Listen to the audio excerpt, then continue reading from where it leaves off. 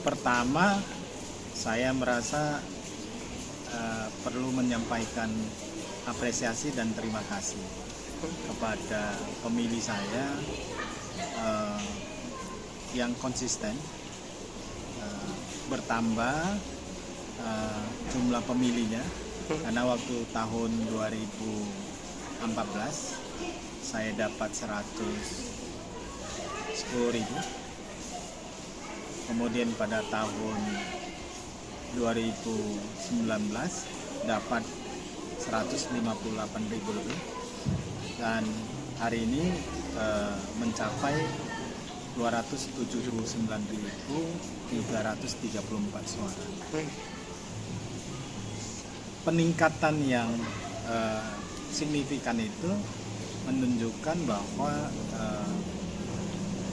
masyarakat kita masih tahu berterima kasih, karena selama 9 tahun masuk tahun ke-10 saya secara konsisten memberikan perhatian kepada sektor pendidikan. Sektor pendidikan bagi anak-anak yang tidak mampu, termasuk memberikan perhatian pembangunan gedung-gedung sekolah yang rusak, ya, kesejahteraan guru dan sebagainya. Semuanya sektor pendidikan yang menjadi utama. Tetapi call-nya itu adalah banyak sekali anak-anak yang dari keluarga tidak mampu, itu saya berikan perhatian untuk memperoleh beasiswa.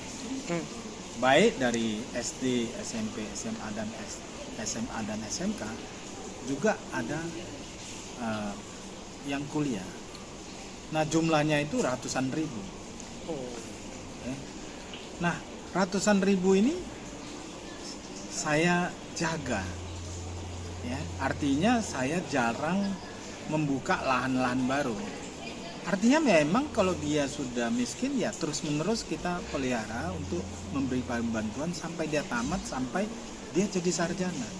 Nah, urutan yang seperti ini konsisten saya lakukan, saya rawat.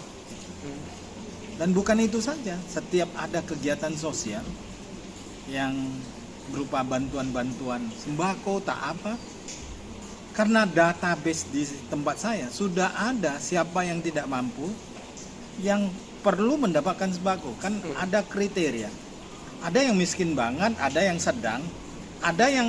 sedang mau jatuh ke miskin. Nah, yang miskin banget itu kita perhatikan, ada sembako, ada apa.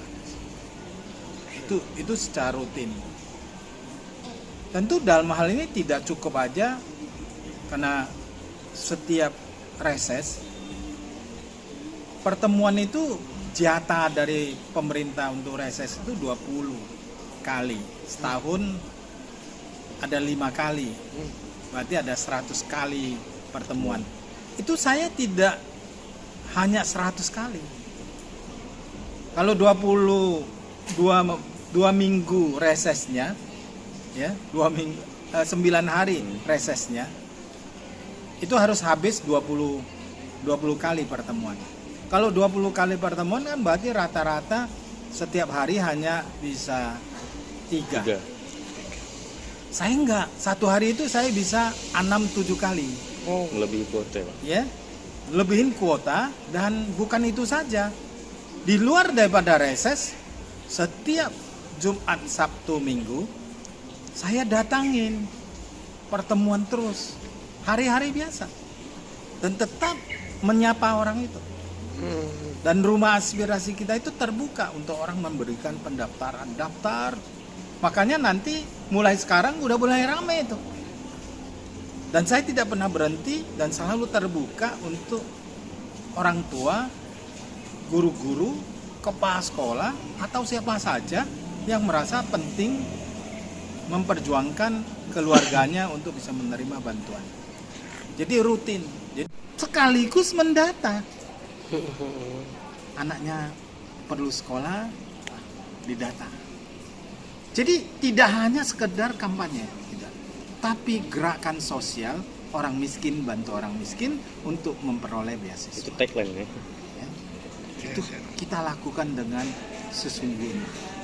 dengan teliti, dengan telaten, dan mereka merekap dengan baik. Dan hari ini orang inilah yang sekarang kita usulkan menerima bantuan. Jadi efek dua hal yang terakhir itu sekaligus mengingatkan bahwa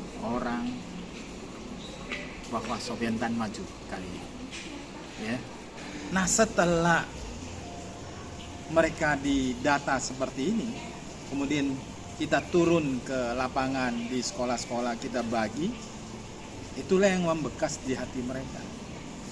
Dan pada saat saya kampanye, masuk bulan kampanye, saya sudah nggak lagi kampanye lagi. Kenapa saya nggak kampanye lagi? Karena bagi saya mereka sudah saya kampanye jauh-jauh hari.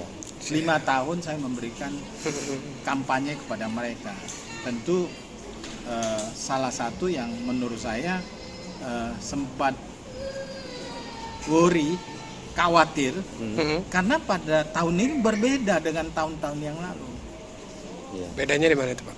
Saya tahun-tahun yang lalu saya nggak perlu cari saksi, ya, pemantau, tim door to door, enggak. Kali ini agak berbeda karena money politik itu.